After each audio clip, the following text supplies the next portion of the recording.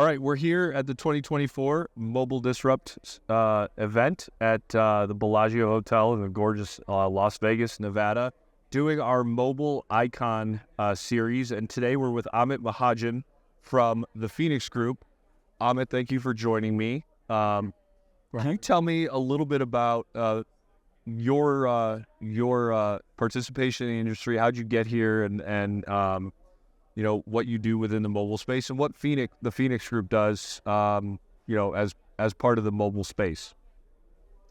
So I have about 25 years of telco experience. I started off with British Telecom. I worked with Alltel Communications. I was one of the early employees at Singular Wireless, and I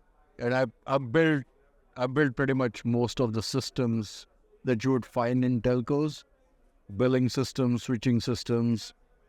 And my last gig at Singular Wireless, which is now AT&T, was in building supply chain systems. So I built up the reverse logistics system, the order-to-cash systems for Singular. And that was my initial introduction into reverse logistics. And it's been fascinating. I was always fascinated by the returns, because it's very complex.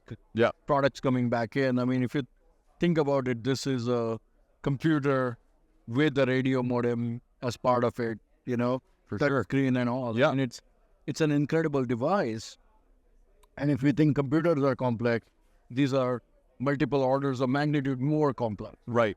And we keep them in our pockets and we abuse them and things like that, right? So, so the returns process is more complex. There are nuances with channels, with device types and things like that. So in 2008-9, I was consulting with Cricket Communications.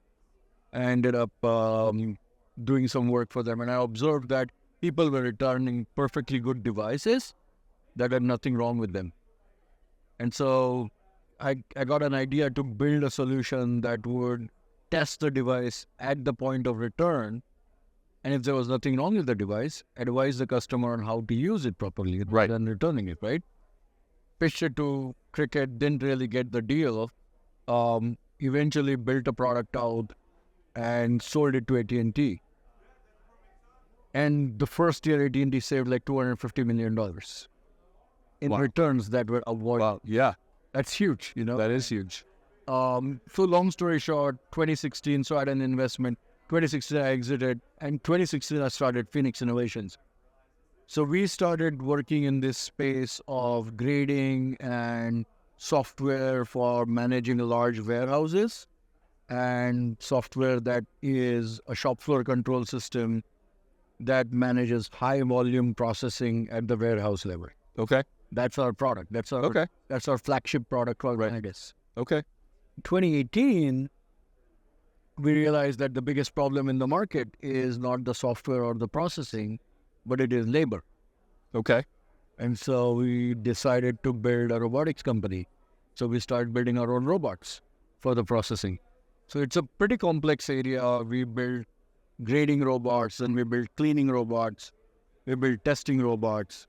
And now we are building whole lines, and we are building packaging. We are building storage. So the goal that I started with in 2018 was to build a facility which is complete lights out. After you receive the phone from the customer, there's no more touching. You never see the phone again. It goes into the warehouse, it gets graded, tested, packaged, put away, and then when an electronic order comes into the ordering system, gets robotically connected, picked, put it in a box, labeled it, wrapped out, shipped out. Nobody sees it. That's fascinating. That's absolutely fascinating. That's so cool. And of course, you said that you started moving that direction in 2018. Yep. And of course, the labor market has gotten even more complex since 2020. Yeah. So it was like you had a vision into the future. So you know, sometimes you get lucky. I mean, I've been in this, like I said, that's the reason why I said I've been in this industry for about 20 years. So 20 years of experience gives you an ability to peer a little bit into the future. Yeah. And see a little bit. I I can probably predict 24 months out. Yeah. I think, you know, Yeah, with a fair bit of accuracy. that's great. That's great. So, you know, and going down that road, looking 24 months out, and actually maybe even a little further, you know, how do you see what you're doing changing, and how, you know, what are you looking to, you know, in terms of development for your business, to make sure that you continue to be on the leading edge of what the mobile industry needs? I think innovation is the only way Yeah. to be out there. What we have been doing all these years. So I founded my first company in the Phoenix group was Phoenix Innovations. And the reason I named it is because we are always on the cutting edge. Yeah. We are innovating. We are creating new techniques, new ways to do this process better. And I feel our the next step in the evolution is going to be devices that are beyond cell phones. Now, these are very complex and very valuable devices which have multiple life Yeah. to it. But similarly, there are other things that are out there. There are earbuds, there are cameras, there are lenses. There are so many other devices that are around us which have second life, third life, fourth life. You know? Yeah. I mean, cameras, for example, I don't know. I mean, I've seen cameras that are sold 3-4 times Yeah. before you junk them. You know, Absolutely. lenses. Right. If a lens is in great shape, there is Yeah. no fungus on the lens. I mean, the lens can keep going Yeah. on for like 20, 30 years. Yeah. I've got a 20-year-old lens that I use. It's a prime lens. It's beautiful. Right. So I feel that there is opportunity in this space to take the products and the software and the robotics that has been built and the AI that has been built and adapt it to those as well. Yeah. Right? So, pivoting just a little bit, you Yeah. know, so you talked about getting lucky on in the aspect of sort of seeing the labor shortage. Having been here all week and sort of working with your team, who, by the way, I have to say, performed admirably. It seems like getting ready for the show was a little unlucky in transport. Yep. There was a little incident with the robot. Yeah. And the electric here at the hotel gave you guys a hard time. It just seemed like every step of the way you guys were, it was like Murphy's Law situation. And, you know, I have to say, watching your team and the way they just, you know, at one point, y'all were like, hey, we just need a room where we can take this robot apart. And you fixed it on site, and we moved forward. It was amazing. So one of the things that, you know, I'm curious about is, you know, you very clearly made a big investment in Mobile Disrupt this year. You had I think the largest booth space, and you brought a whole bunch of staff and of course the robot and everything. Why is it that you feel like a show like Mobile Disrupt is so important for your business and for the industry? I think Bob's done a phenomenal job. And 3 years ago, I remember coming in here, and at the first Mobile Disrupt, it was a very small show, very few people. But it had great bones, and it had a great, you know, angle of attack into the industry. I think there was a vacuum because RLA was focused more on reverse logistics as a whole, which included computers and other things, which dominated basically. So Cisco, HP, Microsoft, those guys dominated RLA. And the mobility guys were really a small part of it, right? Right. So there was a white space with regards to mobility-based reverse logistics conference. And I think Bob saw it very well and he exploited it, and which is a great thing because there's a need. This is a very large industry. This is a very deep industry as well. There's a lot of technology and innovation that goes on into this space, and there's no collective, you know, space where everybody can meet everybody. Right. There can be conversations. Now, look, mind you, in the room here, I've got 4 competitors. Yeah. You know, sitting side by side with us. Right. You know, looking at each other's technology at the same time. Yeah. And, you know, usually we don't talk with each other, but in the evening you can get together with people. Yeah. People are human beings. You sit down, have a beer, you know. Yeah. And we can compete every day for clients. But, you know, at the end of the day, you should have enough humanness to sit down, grab a beer and laugh about it, you know. Well, and speaking of that humanness, right, the other advantage to coming to a show like Mobile Disrupt is that when it's your birthday, Yeah. Last night at the reception, you had 400 attendees saying happy birthday to you. Yeah, Right? absolutely. That was something else. I told Bob, I'm a very private person. I don't like this. Yeah. And he's like, no, you'll have to stay. But I really appreciate the gesture. It was awesome. It was a milestone birthday for me. I just turned 50, if you can believe it. Well, so, but it's phenomenal. I think the other thing that I wanted to add was, this is a great branding experience. Yeah. So all these years, we've not been out there doing marketing, to be honest with you.